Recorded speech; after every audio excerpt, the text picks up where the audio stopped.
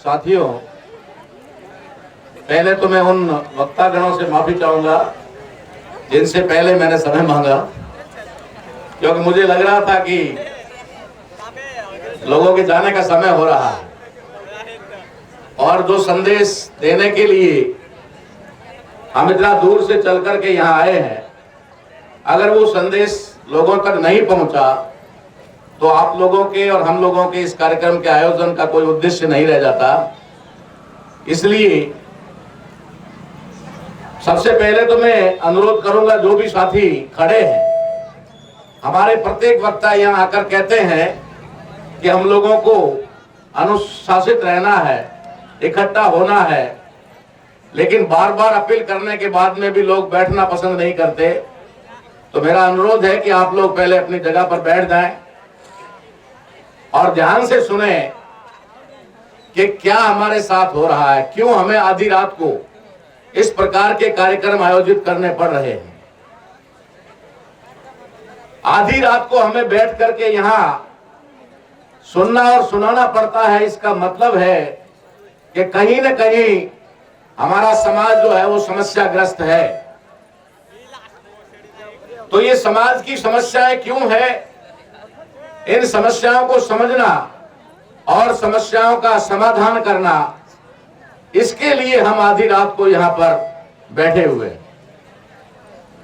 तो साथियों, सभी को पहले तो मैं आज हमारे धरती के आबा और क्रांतिवीर बिरसा मुंडा जी की जन्म जयंती के ऊपर समस्त भारत के इंडिजीनियस पीपल यानी कि आदिवासी मूल निवासी बहुसंख्यक समाज को हार्दिक शुभकामनाएं और मंगल कामनाएं प्रस्तुत करता हूं। साथ ही मैं उस बामसेफ संगठन का भी आभार व्यक्त करना चाहूंगा जिस बामसेफ की वजह से आज पूरे भारत के अंदर बिरसा मुंडा को जाना जाता है। वरना बिरसा मुंडा तो बिहार के और अभी जो झारखंड है उसके रांची तक ही सीमित थे। ये तो बामसेफ संगठन है जिसने इसको पूरे देश के हर तहसील और गांव तक पहुंचा दिया और आज बिरसा मुंडा की हम गर्व से जयंती मना रहे हैं, उनके इतिहास को जान रहे हैं, पढ़ रहे हैं, उनकी शूरवीरता से वाकिफ हो रहे हैं। साथियों, ये पर्व जो है आज का, ये हमारे लिए किसी भी दीपावली या होली से कम नहीं है। मैं यह देख रहा था कि हमारे बच्चे आज पटाखे फोड़ रहे हैं। हमारे लिए साल में कुछ ही दिन है जो दीपावली और होली की तरह मनाए जाने चाहिए, चाहे वो 11 अप्रैल हो, राष्ट्रपिता ज्योतिबा फूले का जन्मदिन, चाहे 14 अप्रैल हो, बाबा साहेब अंबेडकर का जन्मदिन, चाहे 15 नवंबर हो, जो बिरसा मुंडा का जन्मदिन। यही हमारे लिए असली फेस्टिवल है, यही हमारे लिए असली त्योहार है, यही हमारी दीपावली है। इन्हीं महापुरुषों की वजह से आज हमारा अस्तित्व टिका हुआ है, आज हम अपनी पहचान बनाए हुए हैं और लगातार हमारे दुश्मन से हम संघर्ष कर रहे हैं। बात यहां जंगल जमीन की आ रही है, बात आदिवासियों के अस्तित्व की आ रही है। सबसे पहले तो मैं आप लोगों को यह बताना चाहूंगा कि ये जो आदिवासी शब्द है, ये आदिवासी शब्द क्या है, किन लोगों के लिए लागू होता है और इसके और क्या क्या अर्थ है। आदिवासी का मतलब मूल निवासी होता है, मूल वंशी होता है, मूल भारतीय होता है, भारत के मूल वंशी होता है, जिसे अंग्रेजी में एक ही वर्ड से जाना जाता है और वो शब्द है अंग्रेजी का indigenous people. Indigenous people of India, ये हमारी मूल पहचान है। मगर इस इंडिजीनियस पीपल ऑफ इंडिया को इस देश के अंदर सिर्फ 7.5 या 8% लोगों तक सीमित करके हमारे दुश्मनों ने हमें सेग्रीगेट कर दिया, हमें हमारे मूल समाज से पृथक कर दिया, अलग कर दिया। और यही हमारी दुर्गति का कारण है। हमारे समाज का विभाजन, हमारे विभाग का बंटवारा, यही हमारे सबसे बड़े दुख का कारण है। इस देश के अंदर आपकी जानकारी के लिए बता देना चाहता हूं, जो लोग 7.5% दावा करते हैं कि हम लोग इस देश के आदिवासी हैं, मैं भी राजस्थान के बाड़मेर जिले का भील हूं और इस देश में कोई आदिवासी नहीं था। उस समय सारे लोग भील थे, सारे लोगों की पहचान भील से थी, आदिवासी से नहीं थी। ये उन्हीं के धर्मशास्त्र बताते हैं कि सबरी को भील के नाम से जाना जाता है, आदिवासी के नाम से नहीं। एकलव्य को भील के नाम से जाना जाता है, आदिवासी के नाम से नहीं। जिस समय आदिवासी शब्द ही प्रचलन में नहीं था, उस समय भील शब्द था। और चाहे वो धनानंद हो, चाहे वो बिंबिसार हो, चाहे वो चंद्रगुप्त मौर्य हो, चाहे वो चंद्रात अशोक हो, ये तमाम लोग भील से पहचाने जाते थे। मैं इसलिए नहीं कह रहा हूं कि मेरे पीछे भील लगता है, इसलिए मैं अपनी जाति का कोई फख्र कर रहा हूं। मैं आपको सही इतिहास बता रहा हूं। इस देश के अंदर इंडिजीनियस पीपल, यानी इस देश के मूलवंशी, मूल भारतीय लोगों की संख्या 99% है। 99%। और हम यही धोखा खा रहे हैं, हम यही मार खा रहे हैं, क्योंकि हमारे समाज के 90% से ज्यादा लोगों की पहचान उन्होंने खत्म कर दी, पहचान खत्म कर दी, उनका अस्तित्व खत्म कर दिया।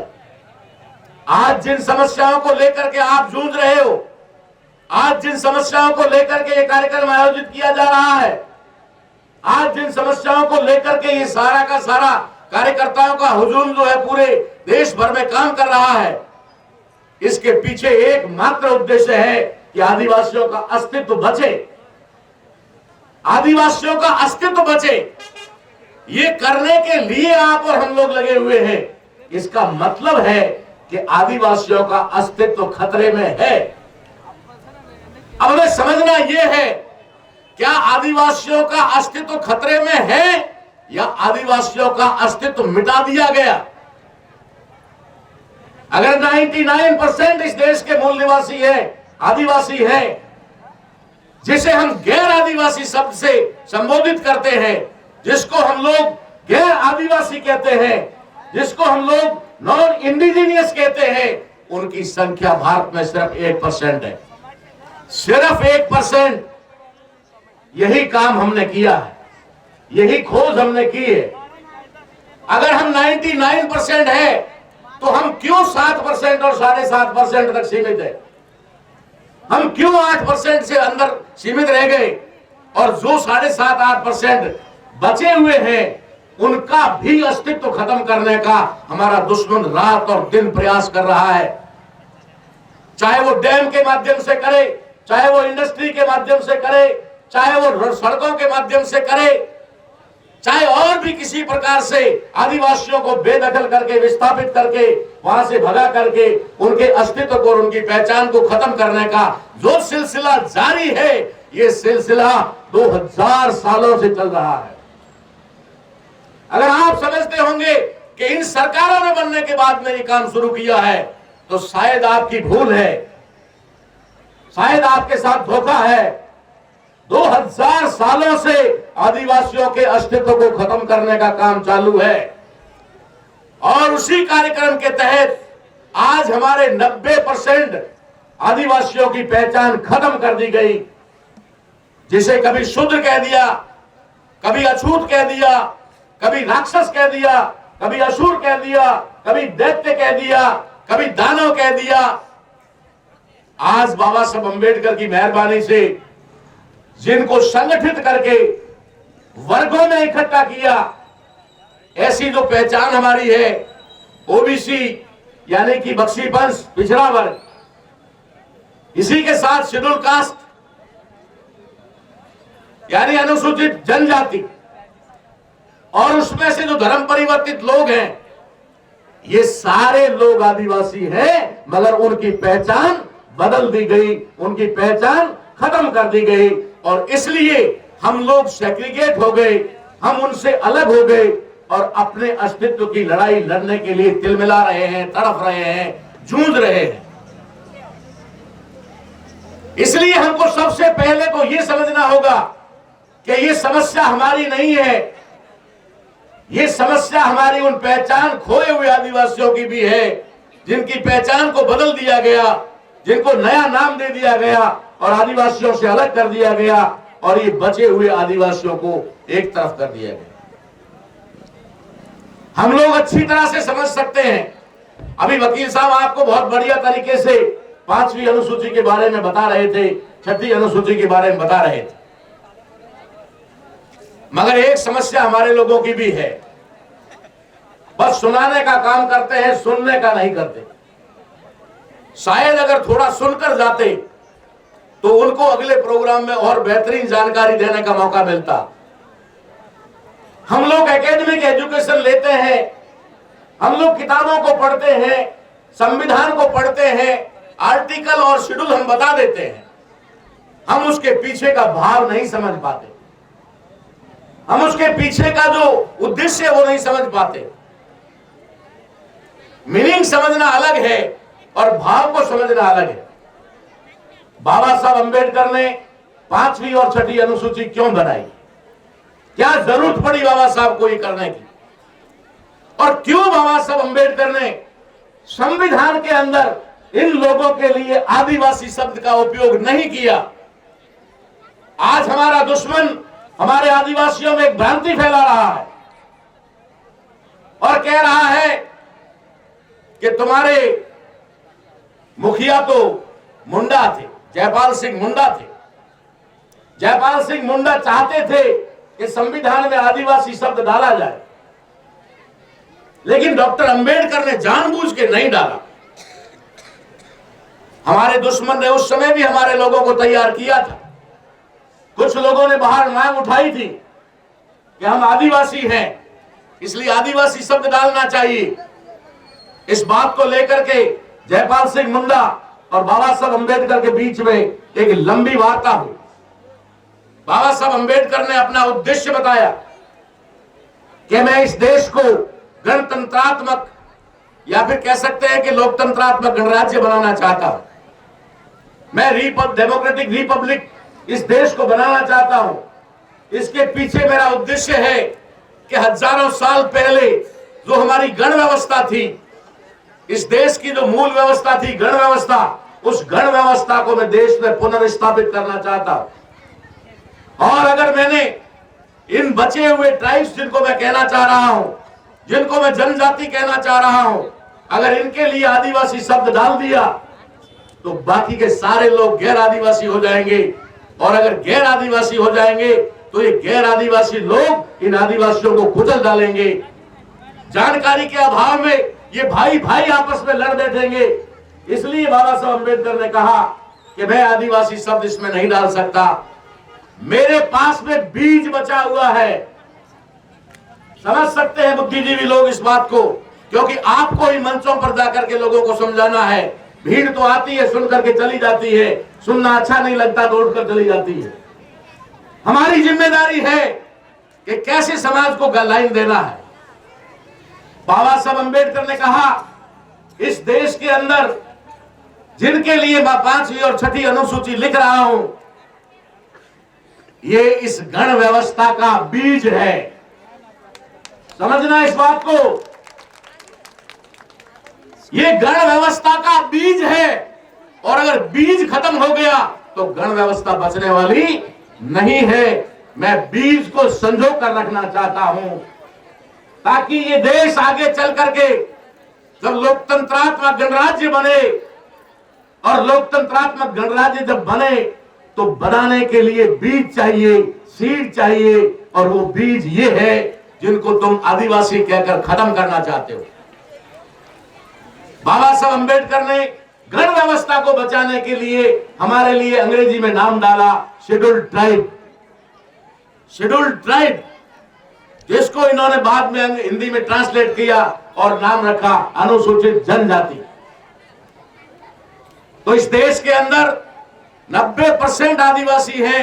उन आदिवासियों को अपनी मूल पहचान में लाने के लिए बाबा साहब अंबेडकर ने एक संरक्षित करके, एक सुरक्षित करके बीज जो रखा, वो 7.5% बीज था, जिसको जहां उनको मौका मिला उन्होंने 4 राज्यों को पूरी तरह से संरक्षित कर दिया कि यहाँ कोई भी घुसपैठ नहीं हो सकती, किसी भी प्रकार का कोई भी यहाँ पर दूसरा दुश्मन का दांवपेच नहीं चल सकता।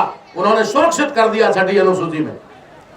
5वीं अनुसूची में उन्होंने जहां पर भी आदिवासियों की संख्या ज्यादा होगी, यानी कि जनजाति ट्राइब्स की संख्या ज्यादा होगी, वहां पर उनका अपना स्वायत्त शासन होगा, अपनी मर्जी होगी, ताकि वे अपने तरीके से अपनी संस्कृति को, अपने कल्चर को, अपने नियम कानून कायदों को या अपनी जो परंपरा है उनको जीवित रख सके और वे इस देश के लिए एक संदेश वाहक बन सके कि वो परंपराएं पूरे देश में जाए।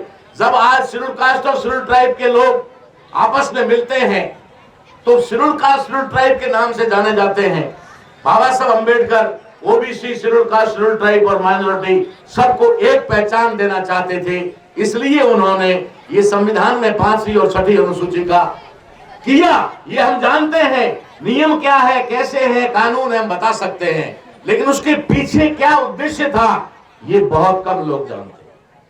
इसलिए साथियों, अगर हमें अपने अस्तित्व को बचाना है और अपने अस्तित्व को बचाने के लिए दुश्मनों के द्वारा किए जा रहे सारे के सारे षड्यंत्र, जो कोई कॉरिडोर के नाम से हो, कोई भारतमाला के नाम से हो, कोई जो डैम के नाम से हो, या कोई इंडस्ट्री के नाम से हो, या किसी अन्य बहाने से हमारी जमीनों को हड़प करके वहां से बेदखल करने का जो कार्यक्रम चालू कर रहे हैं, अगर उसे रोकना है तो हमें हमारे पहचान खोए हुए भाइयों को अपने साथ में लेना पड़ेगा। उनके बिना हमारी ताकत बनने वाली नहीं है, क्योंकि आज की तारीख में बिरसा मुंडा का तीर और कमान नहीं चलता।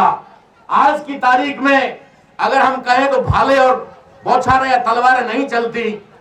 आज अगर चलता है तो मत चलता है, आज चलता है तो वोट चलता है, और वोट के अंदर हम 7.5 और 8%, पहली बात तो एक है ही नहीं, हम खुद ही बटे हुए हैं दुनिया भर के संगठनों में, दुनिया भर की राजनीतिक पार्टियों में, हम एक नहीं है।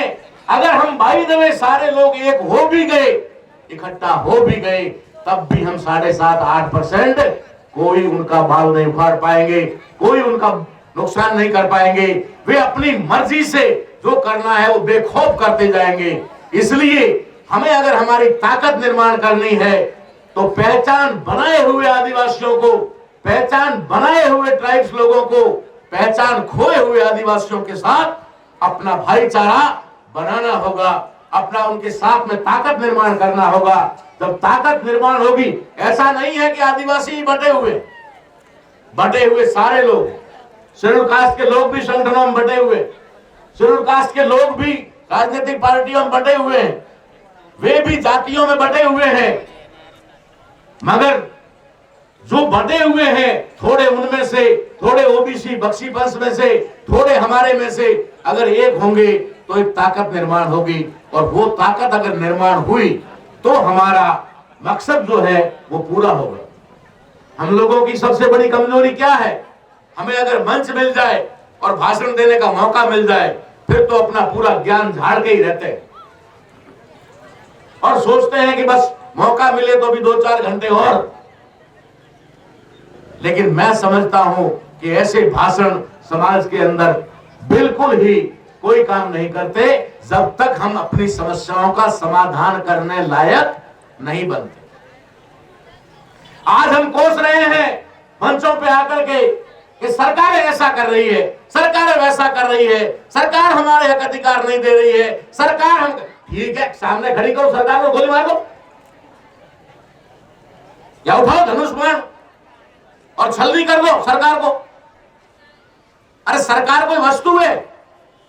सरकार कोई एक आदमी है? या सरकार कोई चेहरा है जिसे आप नुकसान पहुंचा सकते हो? और सरकार है तो क्यों नहीं करना चाहती है? वजह क्या है?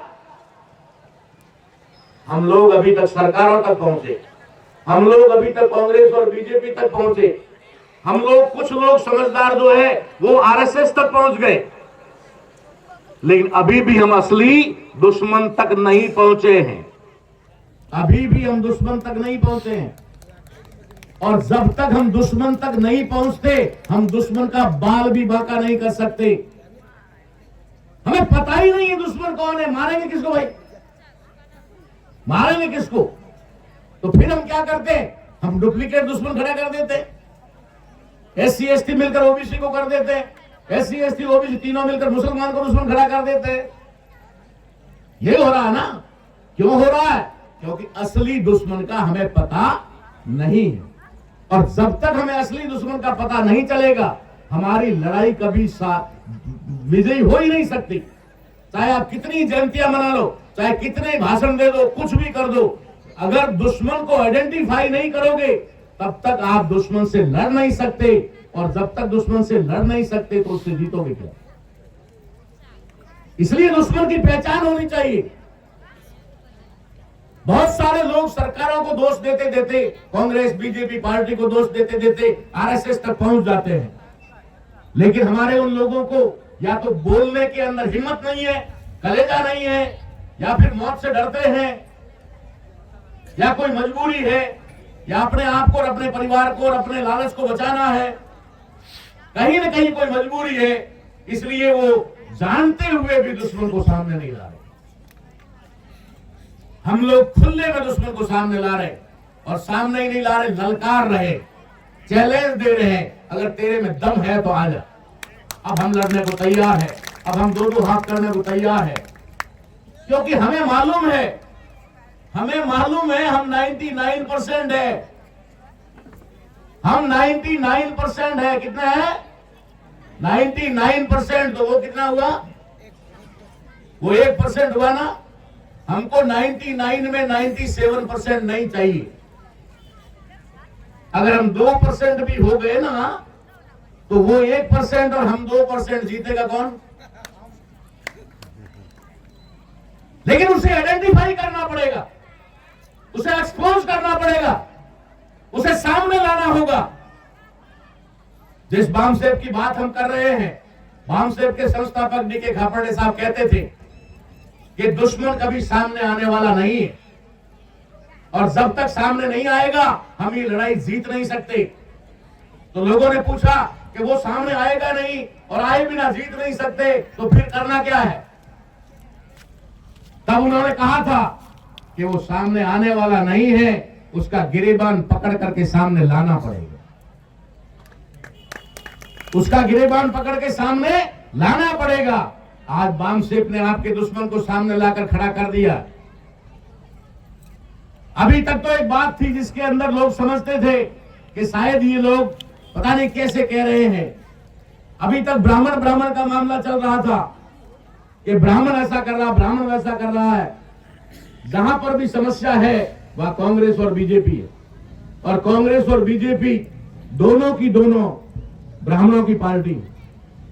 RSS संगठन वाम जो है वो ब्राह्मणों का संगठन। ये हमारे लोगों को पता नहीं है, जानकारी नहीं है। अगर छोटू भाई वसावा पार्टी बनाते हैं तो हमारे लोग नहीं, देश में हल्ला होता है। किसकी पार्टी है? आदिवासी की। किसकी पार्टी है? आदिवासी की। अगर लालू प्रसाद पार्टी बनाता है तो किसकी पार्टी है? यादव की। अगर कांसीराम जी पार्टी बनाते हैं तो क्या है? चमारों की पार्टी। अगर नीतीश कुमार पार्टी बनाते हैं तो क्या कहते हैं? कुर्मियों की पार्टी। ये जो पार्टियां बनती है हमारी, वो बनाने वाले की जाति के साथ चिपक जाती है, और वही की वही वो दफन हो जाती है, खत्म हो जाती है, बाहर नहीं आ पाती है। कांग्रेस और बीजेपी दोनों ही ब्राह्मणों की पार्टी है। कभी सुना आपने कि ये ब्राह्मणों की पार्टी? कभी देखा लेबल उसके ऊपर लगा हुआ कि ब्राह्मणों का लेबल है? हमने उस लेबल को सामने लाया कि दोनों की दोनों ब्राह्मणों की पार्टी है। इसलिए वहां पर 71% OBC कुछ नहीं कर सकता। 71%। 2011 की जनगणना के अनुसार OBC बख्शी पंच की संख्या 71% है, 71%। आदिवासियों की संख्या 7.5 से बढ़कर 8.5% हो गई है, और शेड्यूल कास्ट की संख्या 15 से 17.5% हो गई है। ये तीनों मिलाकर के 97% होते हैं, ये 97% होते हैं।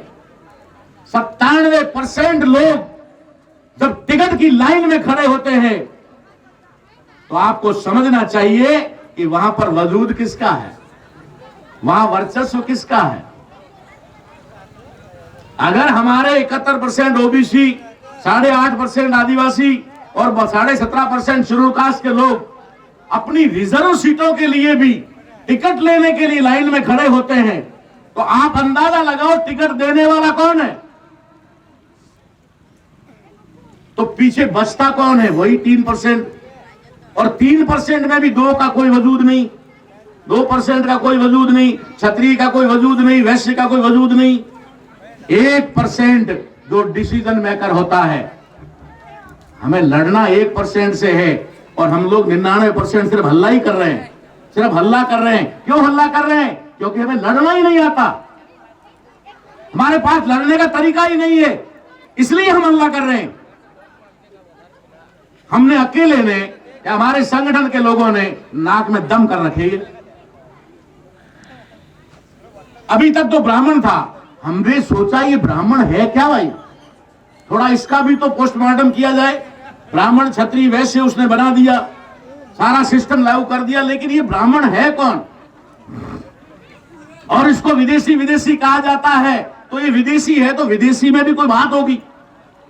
दुनिया के अंदर एक चीज समझना, दुनिया के अंदर हर प्राणी के अंदर नस्ल होती है, जानवरों में भी नस्ल होती है और इंसानों में भी नस्ल होती है। भारत के अंदर जातिवाद एक ढोंग है, दिखावा है, आपको बांट कर रखने का एक तरीका है, फॉर्मूला है। ब्राह्मणवाद कहने मात्र की चीज है, मनुवाद एक हवा है। इस देश में न जातिवाद है, न मनुवाद है, न ब्राह्मणवाद है। इस देश में अगर कुछ है तो वो नस्लवाद है। आपको नस्लवाद पे आना पड़ेगा। आप लोगों को तो यह भी पता नहीं है कि आरएसएस की फुल फॉर्म क्या है। हमारे दुश्मन ने कह दिया राष्ट्रीय स्वयंसेवक संघ और हम लाठी लेकर चल दिए स्वयंसेवक संघ। हम स्वयं अपनी मर्जी से मरने जा रहे हैं। स्वयंसेवक संघ नाम दे दिया, हमारे लोगों ने उसी को पकड़ लिया। अरे उसके पीछे एक हिडन नाम भी है तो पता नहीं है लोगों को। आरएसएस की रियल में फुल फॉर्म क्या है? Racial social system. Racial social system, जिसका हिंदी में होता है वर्ण आधारित सामाजिक व्यवस्था। उन्होंने उसी वर्ण व्यवस्था को पुनः लागू करने के लिए नया तरीका अपनाया है। जब पुष्यमित्र शुंग से पहले इस देश में वर्ण व्यवस्था जो थी, जिसे सम्राट अशोक ने खत्म की, वो वर्ण व्यवस्था त्रिवर्णी व्यवस्था थी। वृद्धत्व की हत्या करने के बाद, वृद्धत्व की हत्या के बाद में जो वर्ण व्यवस्था बनी, उसका नया नाम रखा गया चातुर्वर्णी व्यवस्था। चातुर्वर्णी व्यवस्था यानी पहले 3 वर्ण थे, फिर 4 हो गए, तो चौथा वर्ण बनाया। 50% लोगों को हमसे तोड़कर अलग किया। ये चातुर्वर्णी व्यवस्था थी। बाबा साहब अंबेडकर ने उस हजारों साल की उस व्यवस्था को तार तार करके, खत्म करके, नेस्तनाबूद करके एक नई व्यवस्था दी और उसका नाम दिया गण व्यवस्था। इसलिए 26 जनवरी को गणतंत्र दिवस मनाया जाता है, रिपब्लिक डे मनाया जाता है, क्योंकि उस दिन गणतंत्रात्मक व्यवस्था देश में लागू हुई। बाबा साहब ने उस वर्ण व्यवस्था को खत्म करके गण व्यवस्था स्थापित की। और यह गण व्यवस्था हमारे दुश्मनों को कबूल नहीं थी, हमारे दुश्मनों को मंजूर नहीं थी। इसलिए उन्होंने क्या किया? उन्होंने पुनः वर्ण व्यवस्था को लागू करने के लिए आरएसएस नाम का संगठन बनाया, रेशियल सोशल सिस्टम, यानी नस्ल के आधार पर सामाजिक व्यवस्था। जो पहले थी ब्राह्मण क्षत्रिय वैश्य, वही अब होनी चाहिए। ये जातियों में होने चाहिए। कुम्हार सिर्फ मिट्टी के बर्तन बनाने चाहिए, नाई सिर्फ बाल काटने चाहिए, दर्जी सिर्फ कपड़े सिलने चाहिए, धोबी सिर्फ कपड़े धोने चाहिए। ये आरएसएस ने नया संविधान जो बनाने का बना दिया है, उसमें सब कुछ है। इसलिए साथियों, अगर हम लोगों को ये लड़ाई जीतनी है, अगर आपको इवेंट करने करते रहो, मुझे कोई ऐतराज नहीं। मैं अभी उत्तर प्रदेश से 25 घंटे का सफर करके सुबह पहुंचा हूं और कल फिर मेरी ट्रेन है वापस और मुझे पंजाब जाना है 30 घंटे का सफर करके। तो जाना है, हम लोगों ने तय कर दिया है कि लोगों को जगाना है। अब जागेंगे कितने, नहीं कितने जागेंगे, ये आपके ऊपर है। जागना नहीं जागना आपके ऊपर है। हम तो हमारा फर्ज पूरा कर रहे हैं। हम तो जिस दिन से जागे, हमारी नौकरी को लात मार दी, चाहे वो हमारे परिवार का क्या होगा उसकी परवाह नहीं की, और हम लोगों ने समाज को जगाने का काम शुरू कर दिया। आपके इस वलसाड़ में, इस धर्मपुर में जो ढोल डूंगरी है, वहां पर मैं पहली बार 2001 में आया था, जहां आदिवासी विकास परिषद का कार्यक्रम था। फर्स्ट टाइम आया था मैं। और उसके बाद में वामशेप में जिम्मेदारी मिलने के बाद 2005 से आज दिन तक लगातार आ रहा हूं, लगातार आ रहा हूं, लगातार आ रहा हूं। आज बहुत पुराने साथी हमको मिल रहे हैं। मेरा नाम सुना तो हमारे मामलतदार साहब जीवन जी चौधरी, जो कभी भावनगर में होते थे, हमारी पहचान होती थी, आज हम लगभग मेरे ख्याल से 15 साल बाद में मिल गए। 15 साल बाद में मेरा नाम सुना कि ताराराम आ रहे हैं तो आए। ऐसे बहुत सारे साथी हैं यहाँ जो आए, एक एक का नाम नहीं ले पाऊंगा। तो हमें अगर कार्यक्रम करके संतुष्ट होना है, थोड़ा बहुत चंदा करके, अगर नाच गान करके, हमें जयंती उजवनी करके हमें होना है, तब हमें कोई ऐतराज नहीं। आप करते रहो और करते रहो, मुझे कोई ऐतराज नहीं है। लेकिन अगर आप अपने अस्तित्व को बचाना चाहते हो, आप चाहते हो कि आदिवासियों का कोई नुकसान ना हो, आप चाहते हो कि हमारा भारत समृद्ध बने, भारत बचे और ये लोकतंत्रात्मक गणराज्य बने, तो हमें हमारे उन पहचान खोए हुए भाइयों के साथ भाईचारा बनाना होगा। गारंटी के साथ उनके साथ मिलना होगा। अकेला चना भाड़ नहीं फोड़ सकता। हमारे दुश्मन के 2 हथियार हैं, 2 ताकतवर हथियार हैं, जिन्हें आज तक हम समझ नहीं पाए। हम जिन ब्राह्मणों की बात कर रहे हैं, उनकी नस्ल को हमने सामने लाया कि वो किस नस्ल के हैं। जब इस देश में रेस का झगड़ा है, तो आखिर भारत के जो लोग हैं, उनका तो डीएनए के आधार पे साबित हो गया। डीएनए के आधार पे अभी हमारी बहन बता रही थी कि महिलाएं 100% भारत की मूल निवासी, क्योंकि आर्य जब आए थे तो सिर्फ पुरुष आए थे, महिलाओं को साथ लेके नहीं आए थे। उन्होंने अपना वंश बढ़ाने के लिए भारतीय महिलाओं से ही विवाह किया या जबरदस्ती उनके साथ में जो है अपनी संतानें पैदा की और अपना वंश बढ़ाया। तो ब्राह्मणों के घरों में भी जो महिलाएं हैं वो भारतीय मूल की है। ये डीएनए रिपोर्ट ने साफ साफ क्लियर कर दिया है। अब रेस की बात रही तो आखिर वो कौन सी रेस है? हमने 5 साल तक रिसर्च किया है। 5 साल तक, 5 साल रिसर्च करने के बाद में हम लोगों ने, मुझे किसी ने कहा कि आपको तो पीएचडी कर लेनी चाहिए। मैंने कहा मुझे कौन देगा? जिनके मैं कपड़े उतारने में लगा हुआ वो मुझे पीएचडी की डिग्री देंगे? और अगर ईमानदारी से वो देना चाहे ना, तो शायद एक आध से काम नहीं चलेगा, फिर 50 एक देनी पड़ेगी, क्योंकि हर सेक्टर में पीएचडी किया हुआ। तो मैंने भी तय किया, मैंने कहा अपने को पीएचडी करने की जरूरत नहीं है। समय आएगा तो लोग हमारे ऊपर पीएचडी करेंगे कि वो टोपी वाला कौन था, खोजो। पीएचडी वो करेंगे, हमें करने की आवश्यकता नहीं। हमने 5 साल रिसर्च करने के बाद ये नतीजे पर पहुंचे कि इस देश के अंदर जो 1% और उससे भी कम तादाद में है, वो नस्ल यहूदी है। यहूदी, खुलकर बोल रहा हूं। मेरे पास इंटरनेशनल से फोन आ रहे हैं कि अब तक तो भारत में पंगा लिया था, अब तो आपने पूरी दुनिया से पंगा ले लिया। मैंने कहा ये शरीर है, ये एक बार मरता है, इसको मार सकते हैं, इसके अलावा कुछ नहीं कर सकते।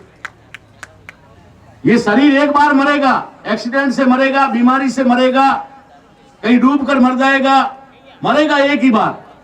और कोई मारने वाला भी अगर अमेरिका से आ जाएगा, इजराइल से आ जाएगा, तो मारेगा एक ही बार। और मारेगा भी इस शरीर को, मुझे नहीं मार सकता, क्योंकि मैं तो आज की तारीख में हर दिल में हूं, हर मोबाइल में हूं, आकाश में हूं, पाताल में हूं, नेटवर्क में हूं, इंटरनेट में हूं, सब जगह हूं। तुम कहां मारोगे मुझे? तुम इस शरीर को मार सकते हो, मार देना। पहले भी मारा है बहुत सारे लोगों को, नहीं बख्शा है, मुझे भी मार देना, क्या फर्क पड़ जाएगा?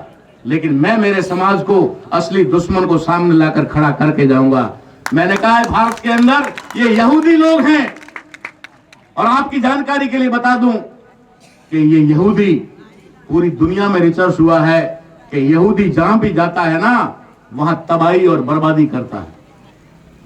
अभी चाहे विश्व युद्ध की कगार पर खड़ा हुआ विश्व दुनिया युद्ध के कगार पर खड़ी है।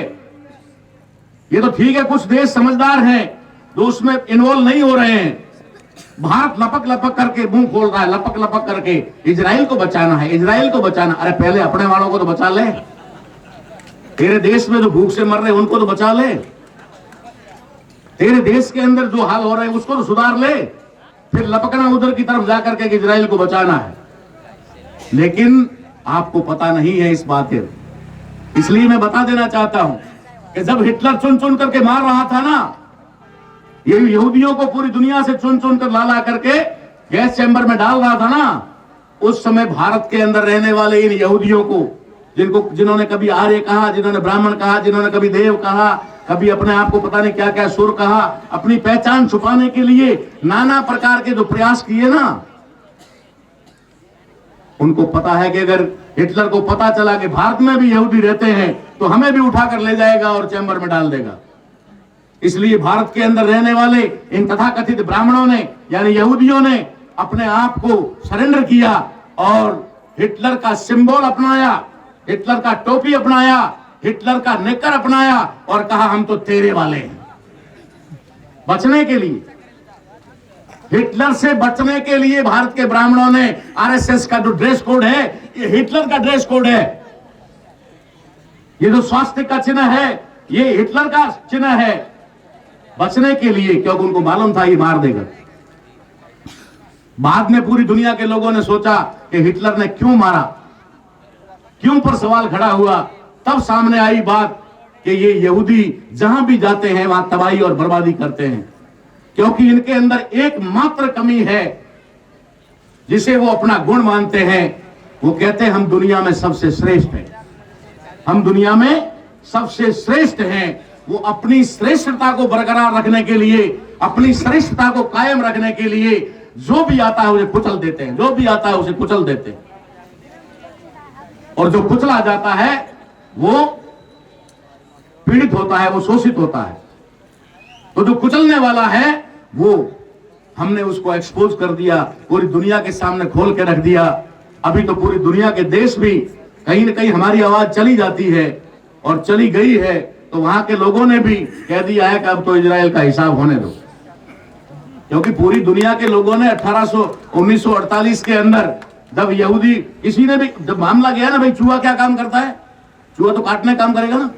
चूहे की आंख खुले या ना खुले लेकिन उसके दांत चलने शुरू हो जाते हैं।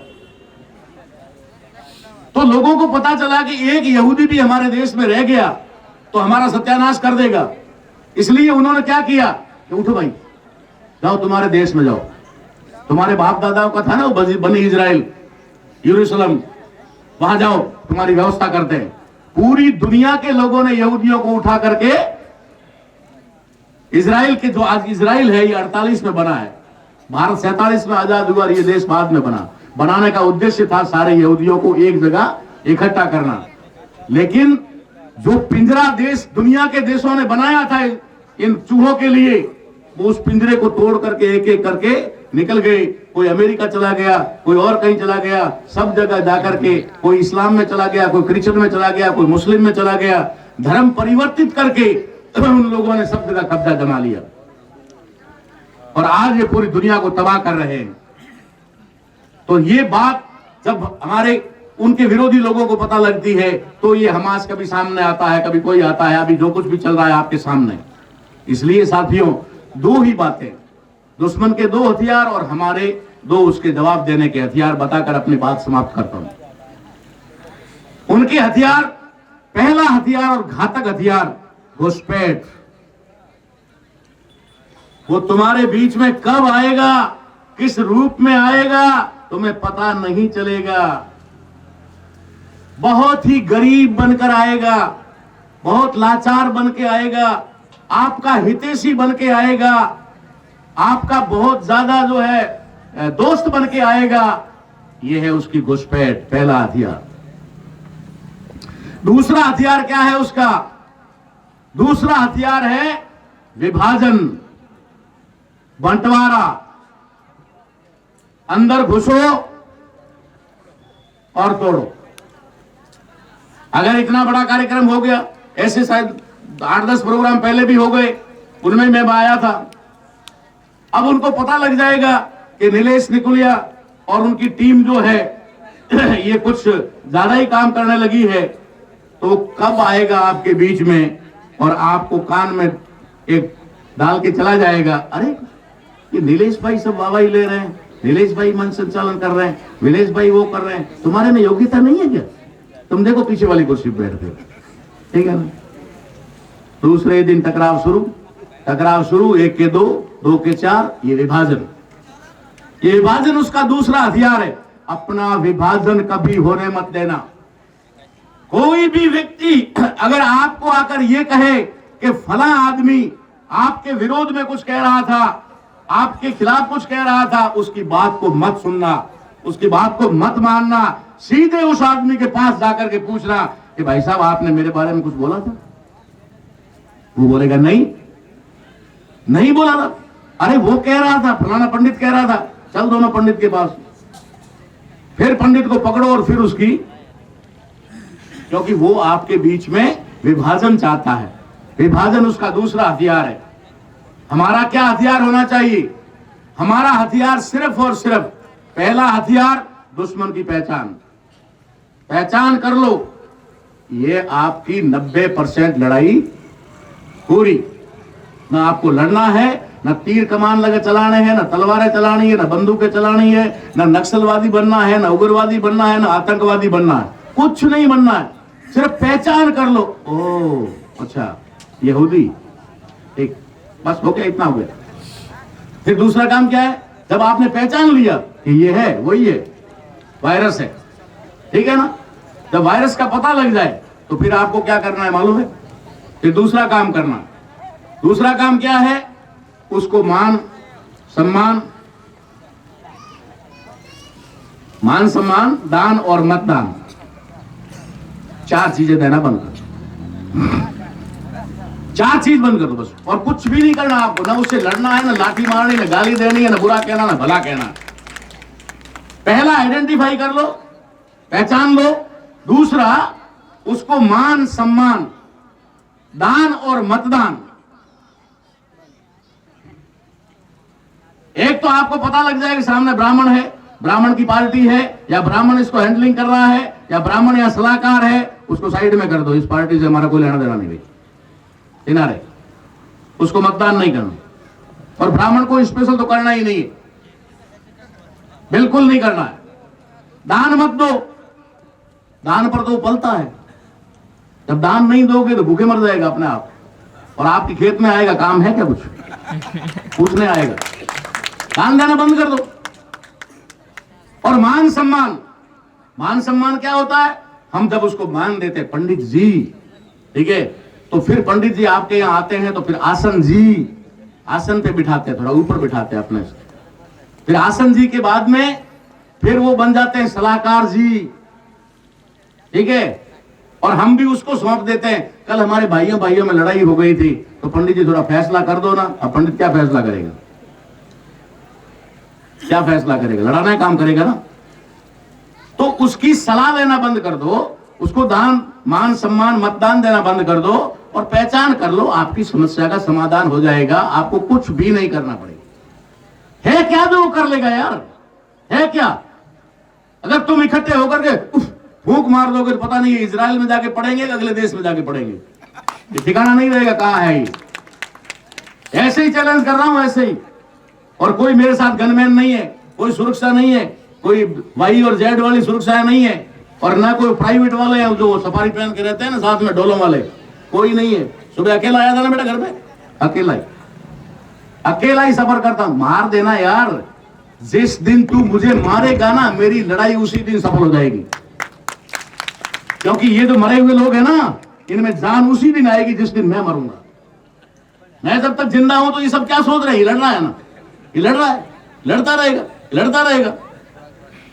जिस दिन आज कोई मेरी बात नहीं मान रहा है, कोई मेरी बात नहीं सुन रहा है ना, मरने के बाद वो भी सही कह रहा था यार, कह तो सही रहा। तो आज मेरी बात नहीं सुन रहे, मरने के बाद ज्यादा सुनेंगे, मरने के बाद ज्यादा मानेंगे, मरने के बाद ही लड़ने को तैयार हो जाएंगे। तो कर ले अपना बंदोबस्त खुद ही, अगर तुझे मारना चाहता है। मुझे लोग कहते हैं अपनी सुरक्षा के लिए कुछ कर दो, लाइसेंस ले लो, गन रख लो, पिस्टल रख लो। मैंने कहा भैया लटकती रह जाएगी जब गोली सामने से आके लगेगी तो। फालतू का 1 किलो 2 किलो का भार उठा क्यों घूमूं, क्या मतलब है? और सामने वाला मुझे मारने से पहले 100 बार सोचेगा। क्यों सोचेगा मालूम है ना? क्योंकि उसको पता है कि मेरे घर में अगर किसी चिड़िया ने घोंसला बनाया है ना, वो भी साली पछताएगी कि मैंने यहां क्यों बनाया। मुझे मारने वाला सलामत रहेगा, तो कोई तुम्हें मारने वाला नहीं है। हाँ, तुम्हें इस तरीके से मारेगा, जब तक तुम एक नहीं रहोगे ना तो मारेगा। तो तुम्हें डैम बनाकर मारेगा, तुम्हें और किसी न किसी तरीके से मारेगा। मारने का उसके पास बहुत हथियार, डायरेक्ट नहीं मारेगा। इसलिए हम सभी लोगों को संगठित होना पड़ेगा, साथ होना पड़ेगा। अपने आप को आदिवासी के नाम पर सेग्रीगेट होने से बचाना पड़ेगा। हमारा दुश्मन चाहता है कि सेग्रीगेट हो, और इसीलिए उन्होंने हमारे लोगों को जयपाल सिंह मुंडा और बाबा साहब अम्बेडकर के बीच में झगड़ा पैदा करवा करके हमारे लोगों में भ्रांति डाल दी कि डॉक्टर अम्बेडकर ने हमारे लिए क्या किया। अरे डॉक्टर अम्बेडकर ने आपके लिए क्या किया? मैं एक उदाहरण देता हूं, यहां हमारी बहनें बहुत ज्यादा है। एक औरत होती है ना, जब वो दादी बन जाती है और नानी बन जाती है, जब दादी और नानी बन जाती है ना, होती तो वो मां ही है, होती वो स्त्री है, लेकिन अब वो नानी हो गई और दादी हो गई। तो दादी का रोल अलग होता है, नानी का अलग होता है। पता है आपको? माताओं बहनों को पता होगा कि नानी का और दादी का रोल अलग अलग होता है। कैसे होता है? जब कोई लड़की अपने बच्चों के साथ अपने मायके में जाए, तो उस लड़की की मां जो उसके बच्चों के नानी हुई ना, तो जब नानी के पास में उसके दोहिते जाते हैं, बच्चे जाते हैं ना, तो उस घर में पोते पहले से होते हैं। जब तक वो लड़की के बच्चे नहीं आते हैं, यानी कि दोहिते नहीं आते हैं, तब वो दादी अपने पोतों से यानी बेटे के बच्चों से प्यार करती है कि नहीं करती है? करती है ना। लेकिन जैसे ही बेटी के बच्चे घर में आ जाते हैं तो उसका प्यार तुरंत बदल जाता है। बदलता कि नहीं बदलता? जिसको नाती कहते हैं ना, बेटी के बच्चे छुपा करके उनको कुछ देर के लिए खा ले वो आ जाएगा। डर किसका बता रही है? पोते का। पोते से प्यार कम हो गया, नाती से ज्यादा होता है ना। ये सच्चाई है ना। नानी जो है वो अपने नाती को ज्यादा देती है, अच्छा देती है, और पोते से छुपा कर देती है। तो बाबा साहब अम्बेडकर के 2 रूप थे, समझ लेना, बात खत्म कर रहा हूं। बाबा साहब अम्बेडकर के 2 रूप थे, एक दादी का, एक नानी का। दादी का रूप तो उन्होंने schedule caste, other backward class और यहां तक कि ब्राह्मणों और क्षत्रियों के लिए भी वही बराबर का रखा, कोई फर्क नहीं रखा। वहां पर उन्होंने दादी का रोल तो प्ले किया, लेकिन जैसे ही आदिवासी का मामला आया, बाबा साहब अम्बेडकर नानी के रोल में आ गए। बाबा साहब अम्बेडकर नानी बन गए और बाकी वालों से अलग और स्पेशल 5वीं और 6ठी अनुसूची हमें दे गए। ये 5वीं और 6ठी अनुसूची ये नानी का रोल है, जो अपने पोतों से छुपा करके नाती को, दोहिते को देती है। ये रोल है, ये बाबा साहब अम्बेडकर ने हमारे साथ नानी का रोल प्ले किया है। हमें समझना चाहिए, हमें दुश्मन की बातों में नहीं आना चाहिए, हमें दुश्मन के बहकावे में आकर के हमारे समाज को तोड़ने का काम नहीं करना चाहिए। हमें schedule caste, schedule tribe, other backward class और माइनॉरिटी के सारे लोगों को एक पहचान जो बाबा साहब देना चाहते थे, इंडिजीनियस पीपल ऑफ इंडिया, ये बनना होगा। ये अगर बनेंगे तो न तो हमें इनसे लड़ने की जरूरत है, न इनसे मांगने की जरूरत है, न मंच लगाकर इनको कोसने की जरूरत है, न गालियां देने की जरूरत है। वो खुद आपके सामने घर की खड़ा हो जाएगा कि भैया झाड़ू किधर लगाना है। ये मैं गारंटी से कहता हूं, और ये कॉन्सेप्ट लेके चल रहा हूं और इसे सफल करके रहूंगा। आप सभी लोगों का साथ बना रहेगा। इसी के साथ जय बिरसा मुंडा, जय संविधान, जय भारत। साहेबનો ખૂબ ખૂબ આભાર કે એમણે વિસ્તૃત આપણને માહિતી આપી।